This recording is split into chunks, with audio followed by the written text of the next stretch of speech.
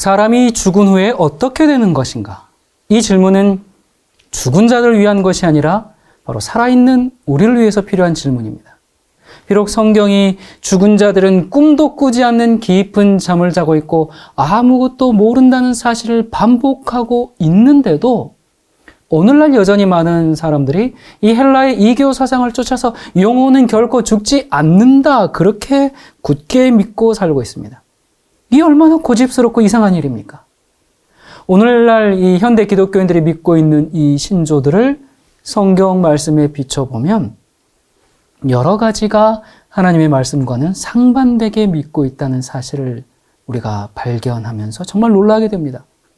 이러한 모든 거짓말은 거짓의 아비 사탄에게서 유래된 것이었죠. 여러분, 모든 거짓말에는 목적이 있습니다.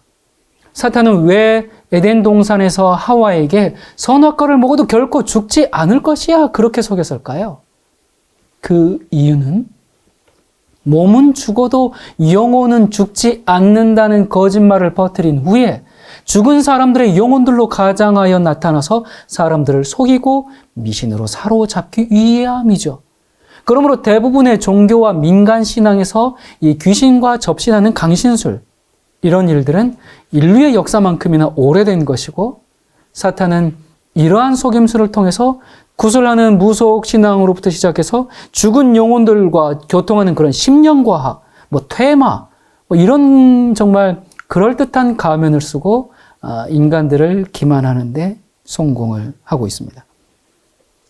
구약 성경에 보면 사탄이 바로 이러한 강신술을 이용해서 미래에 대한 두려움에 휩싸여 있던 사울 왕을 속이는 사실을 우리가 발견할 수 있는데요. 사울 왕이 하나님께 버림을 당한 후에 신접한 여인을 찾아간 사실이 사무엘상 28장에 나오는데 한번 봅시다. 3절부터입니다. 사무엘이 죽었으므로 사울이 그의 신하들에게 이르되 나를 위하여 신접한 여인을 찾으라. 내가 그리로 가서 그에게 물으리라. 자, 여인이 이르되 내가 누구를 내게로 불러 올리랴 하니 사울이 이르되 사무엘을 불러 올리라 하는지라. 사무엘이 사울에게 이제 불러왔어요. 이르되 네가 어찌하여 나를 불러 올려서 나를 성가시게 하느냐. 자, 여기 죽음에서 솟아난 사무엘. 많은 분들이 진짜 사무엘로 알고 있죠? 예, 그럴까요? 여러분, 성경에 의하면 죽은 사람은 잠자는 것과 같기 때문에 이렇게 다닐 수가 없습니다. 그렇다면 사울 왕이 만났던 이 영혼은 누굽니까? 죽은 사무엘 선지자가 아니라 사무엘의 혼백으로 위장한 악령이죠. 귀신이죠. 근데 구약시대뿐입니까? 지금도 죽은 사람을 불러내는 교회들이 많아요. 그곳에 가면 죽은 아들, 죽은 가족들을 만날 수 있습니다. 또 신내림을 받은 많은 무속인들에게 죽은 사람의 영혼이 들어왔다면서 막 생전에 행했던 그런 행동들을 하고 목소리를 막 비슷하게 내고, 그러면서 또 죽은 아버지가 자녀들에게 이제 이야기하는 겁니다. 들으십시오. 그런데 집에 안방 장판 아래 보면 열어봐라. 그러면 거기 돈이 있다. 그래서 가르쳐줘서 열어보니까 진짜 돈이 있고. 야, 여러분, 이러니 어떻게 안 믿겠습니까? 여러분 앞에 돌아가신 부모님이나 가족 중에 누가 갑자기 나타났다고 해봅시다. 그리고 그들이 내가 하늘에서부터 전해줄 메시지를 가지고 왔다, 그러면서 성경과 배치되는 그런 거짓말을 한다면 여러분 어떻게 하겠습니까? 하나님의 권위 있는 성경 말씀을 믿겠습니까? 아니면 눈에 보이는 영혼 같은 그 존재가 말하는 것을 믿겠습니까? 우리가 진리에 바로 서 있지 않으면 그걸 부인할 수가 없습니다. 그걸 거절할 수가 없습니다. 정말 사탄아 물러가라, 이게 안 됩니다. 그렇게 영혼들이 그렇게 다닌다라고 믿고 있었기 때문에. 근데 이 모든 것은 죽은 사람의 영혼이 아니라 귀신의 장난이죠. 그래서 성경에는 이런 강신술사나 무당들을 근절시키라는 말씀이 기록되어 있는 거예요. 영혼은 죽지 않고 천국이나 지옥을 바로 가거나 구천을 떠돈다거나 이러한 영혼불멸 사상을 믿는 사람들은 이러한 사탄의 온갖 속임수에 아무런 방비 없이 다 노출이 되는 것이죠. 영혼불멸 사상을 믿게 되면 소크라테스처럼 몸은 죽을지라도 영혼은 죽지 않는다는 그 자신의 철학을 입증하기 위해서 독배를 마시고 죽는 것은 약과입니다. 이러한 잘못된 사상 때문에 저 세상에서 만납시다 그러면서 독약을 먹고 집단 자살하는 일들도 심심찮게 일어납니다. 자, 오늘은 이 성경에 보면 마치 영혼불멸을 지지하는 듯한 몇 가지 성경절에 대한 참 의미를 좀 알아보도록 합시다. 사실 어려운 성경절들이 아니거든요. 근데 편견 때문에 이해하지 못하는 경우가 있어요. 그 대표적인 네 가지를 조금 보겠습니다. 데살로니가전서 4장 14절입니다. 우리가 예수께서 죽으셨다가 다시 살아나심을 믿을진대 이와 같이 예수 안에서 자는 자들도 하나님이 그와 함께 데리고 오시리라. 여기 보니까 예수님의 재림의 장면을 묘사하면서 자는 자들을 어떻게 한다고요? 데리고 오신다. 이 편이 보니까 마치 하늘의 영혼들 거봐라. 지금 데리고 오시는 거 아니냐. 재림하실 때. 그러다 보니까 여러분 그런 성화도 있죠. 예수님이 부활했는데 온 하늘에 엄청난 많은 그 사람들이 환영하고 있는. 예. 그렇게 오해를 해요. 여러분이 번역은 일종의 해석이라는 말이 있어요. 그거 번역하는 사람이 어떤 사상을 가지고 번역하느냐에 따라서 그것이 해석이 되어버린다 그 말이에요. 자, 이 말씀도 그런 문제를 담고 있어요. 정말 예수님께서 재림하실 때 하늘에 있는 그 영혼들을 데리고 오시는가? 어떻게 하는 것이 가장 성경적인 번역이 될까? 자, 첫 번째, 이 원어적으로 좀 이해를 해보도록 하십시다. 여기 오시리라의 헬라어 동사가 인도하다라는 뜻인 아고입니다. 자, 그래서 원래 뜻은 뭐냐면 무덤에서 인도하여 낸다라는 말씀이에요. 그러니까 예수님이 재림하셔서 무덤에서 성도들을 인도해 낸다는 것. 그건 뭐예요? 즉 부활시키신다는 말씀이죠. 자, 그리고 두 번째. 의외로 아주 쉽게 해석할 수 있는 또 하나의 키가 있는데 누구를 데리고 오신다고 했어요? 자는 자들. 만약 하늘에서 데리고 오신다면 여러분 생각해 보세요. 하늘에서 뭐 하고 있는 영혼들? 자고 있는 영혼들. 자, 야는 좀 그렇고. 성도 여러분, 이제 내가 재림해야 되니까 어서 일어나십시오. 일어나십시오. 그렇게 깨워서 오신다는 말인가요? 네? 이왕 하늘에 갔는데 여러분 이왕 하늘에 갔는데 하늘에 가서 잠만 자고 있다면 하늘에 갈 이유가 뭐 있겠어요? 땅에서 자나 하늘에서 자나? 그래서 성경만 자세히 봐도 여기 자는 자들이라고 성경 자체가 말씀해 주기 때문에 어려워할 필요가 없습니다. 우리가 성경을 조금만 주의 깊이 읽어보면 성경 자체가 다 해석을 해주고 있는데 우리의 편견이 성경을 바르게 이해하지 못하게 해요. 자, 그리고 세 번째, 문맥, 이 성경을 해석할 때는 반드시 문맥을 고려해야 해요. 문맥이 뭐예요? 앞에, 뒤에 뭐라고 했는지를 우리가 대조해 보는 거죠. 바로 이어서 16절에 뭐라 그러냐면 지금 자는 자들을 데리고 오시리라 했잖아요. 근데 바로 16절에 주께서 언제 오신다? 그게 이제 설명이 되는데 호령과 천사장의 소리와 하나님의 나팔 소리로 친히 하늘로부터 강림하시리니 예수님의 재림이죠. 그때 그리스도 안에서 죽은 자들이 먼저 일어나고. 자, 죽은 자들이 어디에서 일어나요? 무덤에서 일어나요? 아니면 하늘에서 자다가 일어나요? 당연히 무덤에서 일어나죠. 문맥을 우리가 한번 보면 이해할 수가 있죠. 그리고 네 번째, 그래서 다른 번역들은 이 성경의 이 원래의 뜻을 잘 표현했습니다. 이 데살로니가전서 4장 14절에 대한 이 현대 번역을 보면 우리는 예수께서 죽었다가 다시 살아나신 것을 믿습니다. 그러므로 예수께서 다시 오실 때 이미 죽어서 세상을 떠난 모든 그리스도인도 하나님께서 예수와 함께 생명의 나라로 데려가셔요, 오셔요? 데려가실 것을 믿습니다. 이게 참 성경에 부합한 이 번역이죠. 그리고 또 다른 번역입니다. 하나님께서는 예수님을 믿다가 죽은 자들도 분명히 뭘 어떻게 하신다고요? 살리실 것입니다. 자, 그래서 하늘에서 데리고 오시리라 이 말씀에 대한 가장 합당한 이해는 예수님께서 재림하실 때 무덤에서 성도들을 인도해낸다, 부활시킨다. 1차적으로 그 의미고, 그리고 그들을 어떻게 한다? 데리고 가신다, 하늘로. 그렇게 이해하는 것이 가장 바람직한 성경적인 이해입니다. 자, 그리고 또 이제 두 번째 좀 이 사람들이 어려워하는 성경절인데 빌립보서 1장 21절부터입니다. 이는 내게 사는 것이 그리스도니 죽는 것도 유익함이라. 그러나 만일 육신으로 사는 이것이 내 일의 열매일진데 무엇을 택해야 하는지 나는 알지 못하노라. 내가 그 둘 사이에 끼었으니 차라리 세상을 떠나서 그리스도와 함께 있는 것이 훨씬 더 좋은 일이라. 어떤 사람들은 이 말씀을 근거로 해서 바울은 자기가 죽는 순간에 그의 영혼이 그리스도와 함께 세상을 떠나서 그리스도와 함께 있을 것을 기대했다.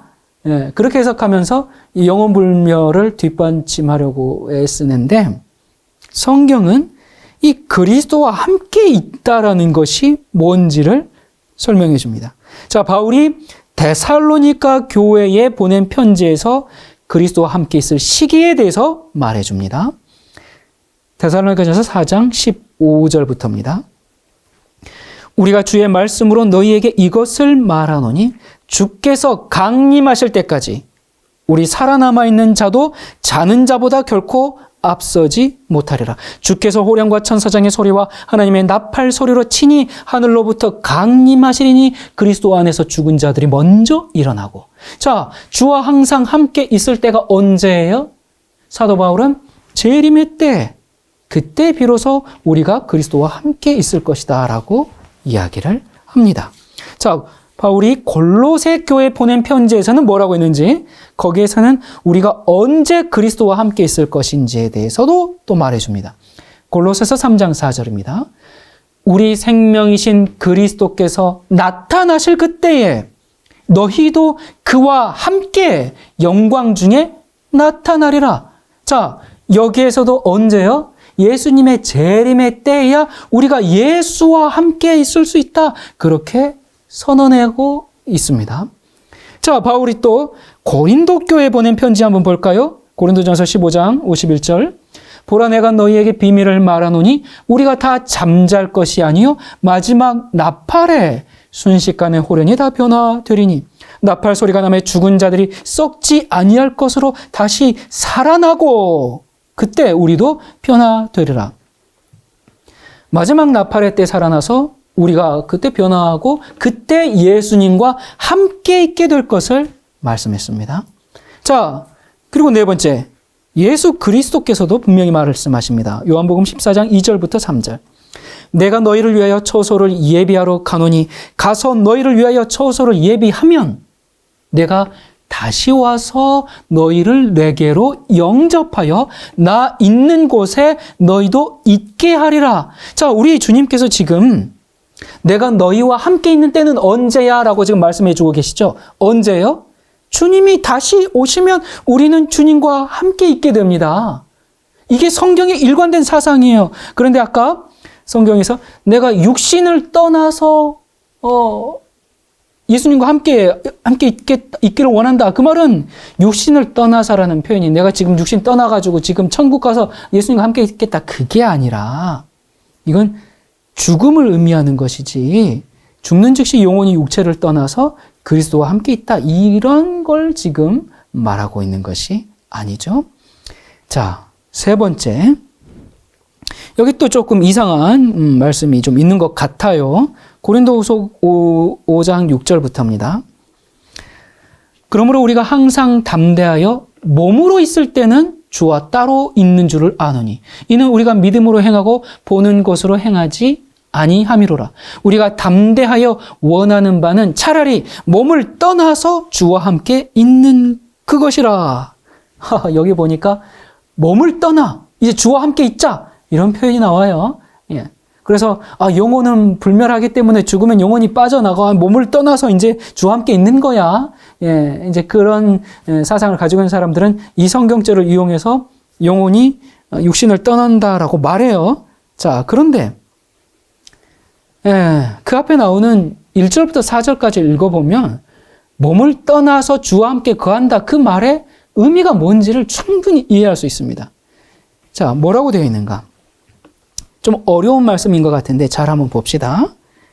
만일 땅에 있는 우리의 장막집이 무너지면 하나님께서 지으신 집, 곧 손으로 지은 것이 아니요 하늘에 있는 영원한 집이 우리에게 있는 줄 아느니라.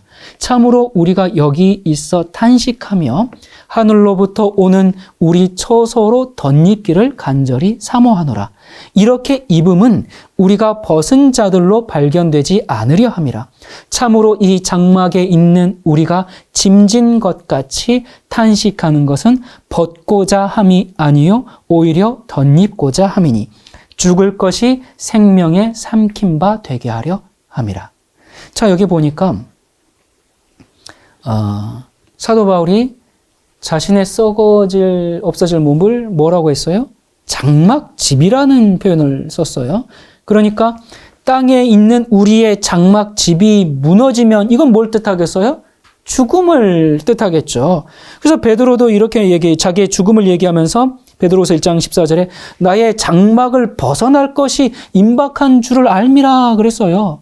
자, 그렇다면 하늘에 있는 영원한 집, 그러니까 하늘로부터 오는 우리 처소로 덧입는다. 이건 여러분 실제 집 절대 아니겠죠. 이걸 실제 집, 처소, 뭐 어떤 장소, 집을 입어요?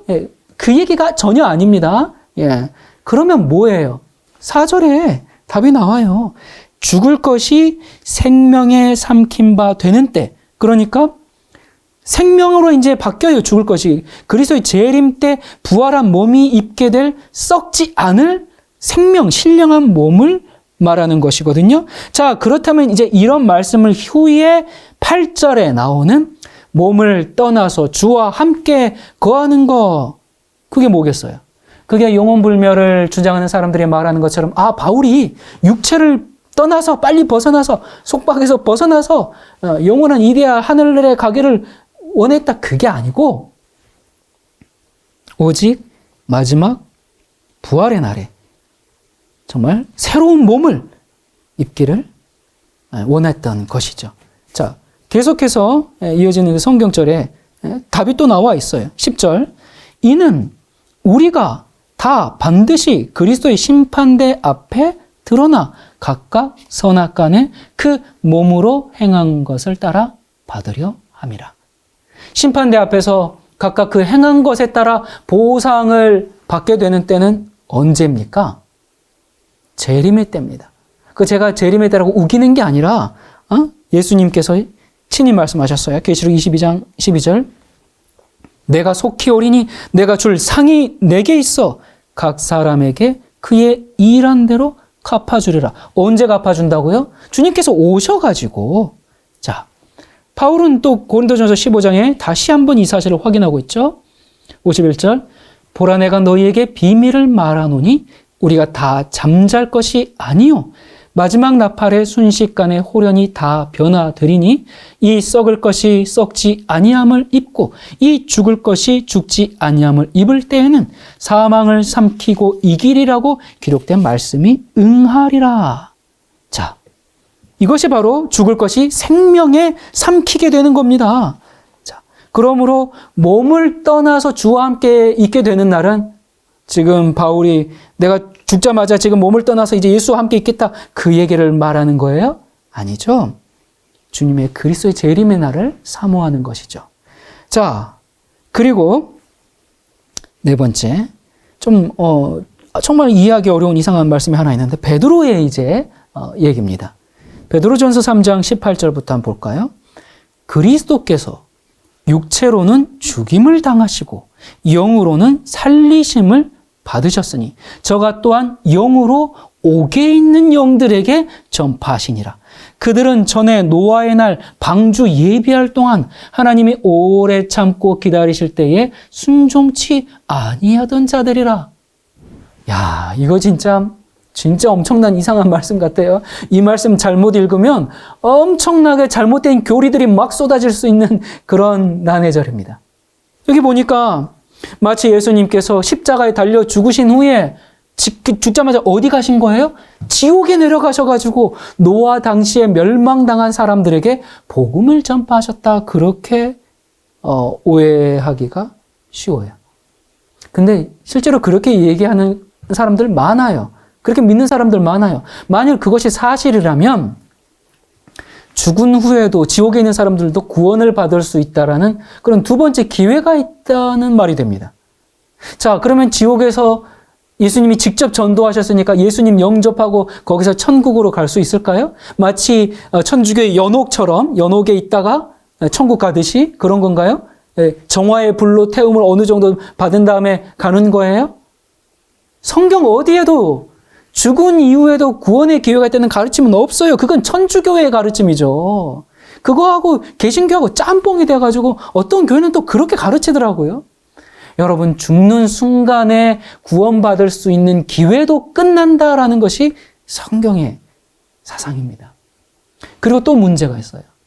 만약 죽은 이후에도 구원의 기회가 주어진다면 왜 노아 홍수 당시에 구원받지 못한 사람들에게만 그런 특권이 주어져야 됩니까? 지금 보니까 노아 방주할 때, 예비할 때 그때 순종치 아니한 사람들한테 가서 복음 전했다는데 왜 그 사람들만 그런 특권을 받아요? 도무지 있을 수 없는 얘기죠. 그리고 또 어떤 사람들은 그들을 구원하러 지옥에 가서 복음을 전한 게 아니라 그들이 왜 지옥에서 고통을 당하는지 알려주기 위해서입니다. 이렇게도 얘기하더라고요.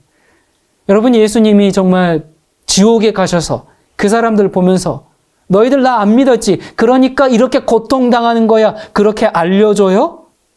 그 고통당하는 사람들을 보면서요? 이게 하나님이에요? 이게 사랑의 하나님이란 말입니까? 자, 그렇다면 베드로전서 3장에 나오는 육체로는 죽임을 당하시고 영으로는 살리심을 받으셨는데 저가 또한 영으로 옥에 있는 영들에게 전파하셨다. 이 말씀의 참된 의미가 뭘까요? 자, 이 말씀을 앞부분과 뒷부분 각각 나누어서 한번 살펴봅시다. 자, 먼저 이 육으로는 죽임을 당하고 영으로는 살림을 받았다. 이 말씀의 뜻을 자칫 오해해서 예수님께서 죽으실 때는 육체는 죽었지만 영혼은 그때 육체에서 분리되어 살아난 것을 생각해서는 안 되죠. 이 말씀의 의미는 예수님께서 십자가에서 죽으셨지만 성령으로 말미암아 부활해서 영원한 생명을 받으셨다는 뜻이죠. 이런 사실이 로마서에 보면 아주 구체적으로 확인됩니다. 1장 3절 4절요. 이 아들로 말하자면 육신으로는 다윗의 혈통에서 나셨고 성결의 영으로는 죽은 자 가운데서 부활하여 능력으로 하나님의 아들로 인정되셨으니. 그러니까 십자가에서 죽으셨다가 성령의 능력을 통하여 부활하셨던 그리스도께 일어난 이러한 변화는 그리스도인뿐만 아니라 그리스도인들에게도 그대로 일어나는 일이다. 근데 성경은 그것을 또 이렇게 더 분명하게 얘기해 줍니다. 로마서 8장 11절. 예수를 죽은 자 가운데서 살리신 이의 영이 너희 안에 거하시면 그리스도 예수를 죽은 자 가운데서 살리신 이가 너희 안에 거하시는 그의 영으로 말미암아 너희 죽을 몸도 살리시리라. 자, 그러니까 이 베드로의 육으로는 죽임을 당하고 영으로는 살리심을 받았다. 이 말씀이 성령께서 우리 안에 계시면 비록 육체는 죽을지라도 성도들에게는 부활이 보장되며 영원한 생명이 약속됩니다. 바로 이것이 육으로는 죽임을 당하나 영으로는 살리심을 받는다는 아주 단순하고도 확실한 말씀이에요. 로마서 자체가 해석해 주지 않습니까? 뭐 딴 데 어디 갖다 붙여서 억지로 막 풀 필요가 없어요. 육으로는 죽음을 당했지만 영으로는 살리심을 받았다는 게 로마서에서 성령께서 그를 살리셨다라고 말했기 때문에 예수님의 영혼이 육체는 죽었는데 영혼이 빠져나가서 살아났다는 게 아니라 성령께서 그를 살리셨다라는 너무나 분명한 부활에 대한 말씀이죠. 자, 근데 이 뒷부분에 그 영으로 또 옥에 있는 영들에게 전파하시느니라. 자, 여기 지금 우리가 이 절에 지금 앞절에 사용된 영이 뭐였어요? 성령이었어요. 그러면 옥에 있는 영들은 또 누군가? 그리고 옥은 또 어딘가? 예? 옥이라고 하니까 우리가 옥하면 뭐 생각나요? 예, 옥하면 지옥. 예. 근데 많은 번역들은 갇혀 있는 어떤 장소라고 그렇게 번역했습니다. 좀 한번 볼까요? 자, 감옥에 있는 영들에게도 가서, 또 갇혀 있는 영들에게 가서, 갇혀 있는 영혼들을 찾아가, 갇혀 있는 영혼들에게도 가서. 자, 이렇게 보니까 이 옥이 갇혀 있는 장소예요. 그리고 또 영들, 우리가 쭉 공부했었죠. 헬라 원어로서 영이 뭐였어요? 푸뉴마. 그게 무슨 뜻이었죠? 생명, 존재. 예. 그 자체를 이제 인간, 그 의미를 가지고 있죠. 그렇기 때문에 옥에 있는 영들이라는 것은 옥에 있는 사람들을 의미하거든요. 자, 그렇다면 성경에서 옥은 어디를 말할까요? 성경에서 분명히 옥이 어디다라고 말해주는 곳이 많아요. 그것은 지옥을 의미하는 것이 아니라 영적으로 어두운 이 세상을 옥이라고 표현합니다. 이사야 선지자도 옥을 어두운 세상이라고 얘기했어요. 이사야 42장 7절. 내가 소경의 눈을 밝히며 갇힌 자를 옥에서 이끌어내며, 지옥 아닙니다. 예, 이 땅입니다. 흑암에 처한 자를 간에서 나오게 하리라. 또한 시편에서도요, 옥을, 영적인 어둠을 묘사하는 게 사용했는데요. 142편 7절. 내 영혼을 옥에서 끌어내사 주의 이름을 감사케 하소서. 그러니까 옥은 다른 곳이 아니라 이 땅, 우리가 살고 있는 지구입니다.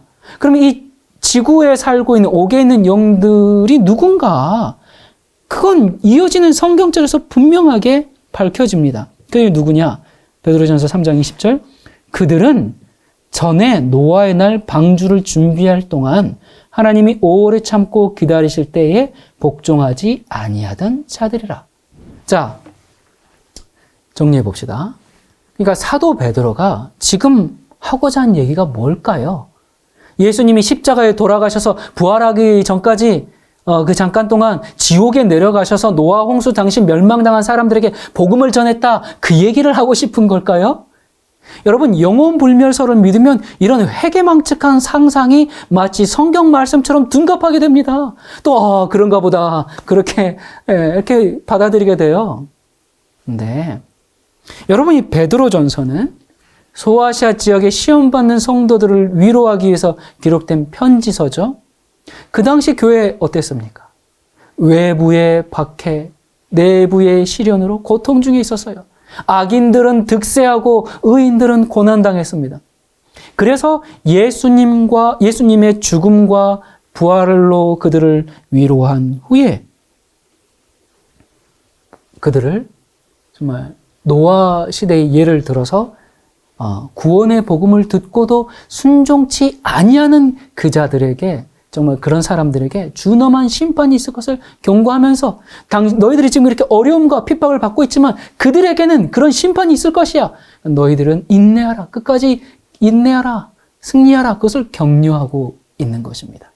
그리고 또 베드로가 말하고 싶은 것은 노아 홍수로 멸망당한 그 사람들에게도 예수님께서 성령을 통하여 복음을 전파하셨다. 그들에게 호소하셨다. 그들에게 간청하셨다. 그들이 복음을 듣지 못해서 멸망당한 게 아니다. 성령의 호소가 있었음에도 불구하고 그들이 완고하게 거절했고, 그래서 결국 심판을 받았다. 그걸 말하고 있는 거예요. 따라서 지금 베드로는 성령의 호소가 있을 때, 하나님께서 오래 참으시고 기다리실 때 회개하고 돌이키라는 호소를 하고 있는 겁니다. 여러분, 성경의 진리는 모든 사람의 구원은 그들이 살아있는 동안에 하나님의 말씀과 진리에 대해서 어떠한 태도를 나타내면서 살았는지에 따라 결정이 되고, 일단 죽은 다음에는 구원을 위한 기회가 더 이상 주어지지 않는다는 사실을 잊지 마시기 바랍니다. 여러분, 우리가 지금까지 공부한 것처럼 성경은 죽은 자들은 아무것도 모르며 깊은 잠을 자고 있는 것이라고 말씀하고 있습니다. 죽은 사람들은 자기의 할 일을 다 마치고 지금 편히 쉬고 있습니다.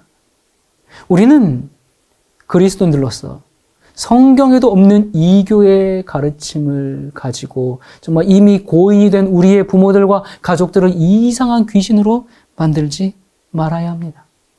성경은 부활을 가르치고 있습니다. 만일 사람이 죽어서 그 영혼이 천국이나 지옥에 이미 가 있는 것이라면 도대체 부활이 왜 또 필요하겠습니까? 사람이 죽으면 땅속에서 잠자고 있는 겁니다. 그래서 인간들과 모든 자연계와 피조물들이 무엇을 기다려요? 주님의 오심을 고대하는 겁니다.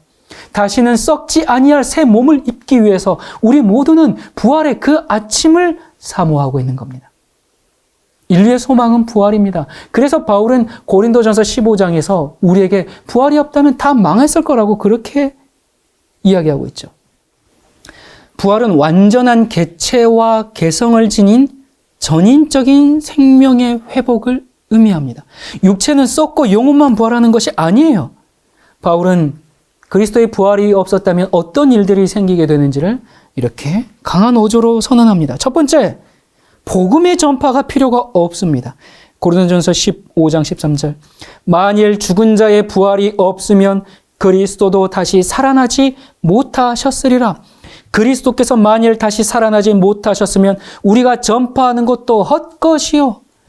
두 번째, 부활이 없으면 그리스도의 신앙도 헛된 일입니다. 15장 17절. 그리스도께서 다시 사신 것이 없으면 너희의 믿음도 헛되고. 세 번째, 죄의 용서가 없습니다. 너희가 여전히 죄 가운데 있을 것이요. 네 번째, 영생에 대한 소망이 없습니다. 그리스도께서 다시 사신 것이 없으면 또한 그리스도 안에서 잠자는 자도 망하였으리니. 다섯 번째, 그리스도인들은 가장 불쌍한 자가 됩니다. 만일 그리스도 안에서 우리의 바라는 것이 다만 이 세상의 삶뿐이면 모든 사람 가운데 우리가 더욱 불쌍한 자이니라. 그리스도께서 부활하신 것처럼 우리도 부활할 겁니다. 바울은 계속해서 이렇게 말합니다. 그러나 이제 그리스도께서 죽은 자 가운데서 다시 살아나사 잠자는 자들의 첫 열매가 되셨도다. 사망이 한 사람으로 말미암았으니 죽은 자의 부활도 한 사람으로 말미암는도다. 아담 안에서 모든 사람이 죽은 것 같이 그리스도 안에서 모든 사람이 삶을 얻으리라. 그러나 각각 자기 차례대로 되리니 먼저는 첫 열매인 그리스도요, 다음에는 그가 강림하실 때에 그리스도에게 속한 자요. 자, 그렇다면 도대체 부활의 목적은 무엇이고 부활에는 어떤 종류가 있는가? 히브리서 기자는 이렇게 기록합니다. 9장 27절. 한 번 죽는 것은 사람에게 정하신 것이요 그 후에는 심판이 있으리니 이와 같이 그리스도도 많은 사람의 죄를 담당하시려고 단번에 들이신 바 되셨고 구원에 이르게 하기 위하여 죄와 상관없이 자기를 바라는 자들에게 두 번째 나타나시리라. 그러니까 인간의 사후에 심판이 있고 그 심판은 그리스도의 재림 때 시행된다, 그 말씀입니다. 다시 말해서 재림 때 사람들은 심판을 받기 위해서 부활할 것이라는 말씀이에요. 그리고 주님께서 좀 더 구체적으로 이렇게 말씀하시죠. 요한복음 5장 25절부터입니다. 진실로 진실로 너희에게 이르노니 죽은 자들이 하나님의 음성을 들을 때가 오나니 곧 이때라. 듣는 자는 살아나리라. 아버지께서 자기 속에 생명이 있음같이 아들에게도 생명을 주어 그 속에 있게 하셨고 또 인자됨으로 말미암아 심판하는 권세를 주셨느니라. 이를 놀랍게 여기지 말라. 무덤 속에 있는 자가 다 그의 음성을 들을 때가 오나니 선한 일을 행한 자는 생명의 부활로 악한 일을 행한 자는 심판의 부활로 나오리라. 그리스도께서 생명의 부활과 심판의 부활이라는 이 부활의 종류까지 분명히 언급해 주셨어요. 바울도 두 종류의 부활이 있을 것을 말하면서 그것을 의인과 악인의 부활이라고 말했죠. 자, 근데 이 두 종류의 부활 사이에는 시간의 간격이 있습니다. 몇 년요? 계시록에 하면 1000년이라는 기간이 있을 거라고 말하고 있어요. 그 중에서 이 의인의 부활, 이 첫째 부활은 의인의 부활, 생명의 부활이라고 말해주고 있고, 이 부활에 참여하는 자들은 복이 있고 거룩한 사람들입니다. 그들은 영원한 생명, 곧 불멸을 입게 될 거예요. 그들은 다시는 죽을 수도 없는 그런 존재로 변화됩니다. 이 일은 언제 있어요? 그리스도의 재림 때 있게 되는 일이죠. 반면에 두 번째 부활, 곧 악인과 죄인들의 부활, 이 심판의 부활에 참여하는 자들은 부활은 부활하는데 언제? 의인의 부활 이후에 1000년기가 지나는 동안에 계속적으로 무의식 상태인 죽음에 처해 있다가 그 후에 부활해서 정죄의 심판을 받고 둘째 사망 불못에 던져지게 됩니다. 자, 사실 이들은 이 둘째 사망 불못에 던져지는 죽음을 당하지 않을 수도 있었어요. 하나님께서는 에스겔 선지자를 통해서 이렇게 말씀하셨죠. 18장 30절부터 주 여호와의 말씀이니라. 이스라엘 족속아, 내가 너희 각 사람이 행한 대로 심판할지라. 너희는 돌이켜 회개하고 모든 죄에서 떠날지어다. 그리한즉 그것이 너희에게 죄악의 걸림돌이 되지 아니하리라. 너희는 너희가 범한 모든 죄악을 버리고 마음과 영을 새롭게 할지어다. 이스라엘 족속아, 너희가 어찌하여 죽고자 하느냐? 주 여호와의 말씀이니라. 죽을 자가 죽는 것도 내가 기뻐하지 아니하노니 너희는 스스로 돌이키고 살지니라. 그리고 예수님께서 또 이렇게 말씀하십니다. 내가 죽도록 충성하라. 그리하면 내가 생명의 면류관을 내게 주리라. 이렇게 약속하시면서 이기는 자는 둘째 사망의 해를 받지 아니하리라. 이렇게 보증해 주셨어요. 그러니까 첫째 부활에 참여한 사람들은 이 둘째 사망, 영원한 멸망, 이것을 면하게 된다 이것이죠. 의인들은 하나님과 그리스도와 제사장이 되어서 1000년 동안 그리스도와 더불어 왕 노릇을 하고 이 1000년이 끝난 후에는 악인들은 부활해서 사탄과 영원한 멸망을 당할 겁니다. 자, 성경은 아주 분명한 목소리로 죽음은 잠과 같은 것이다.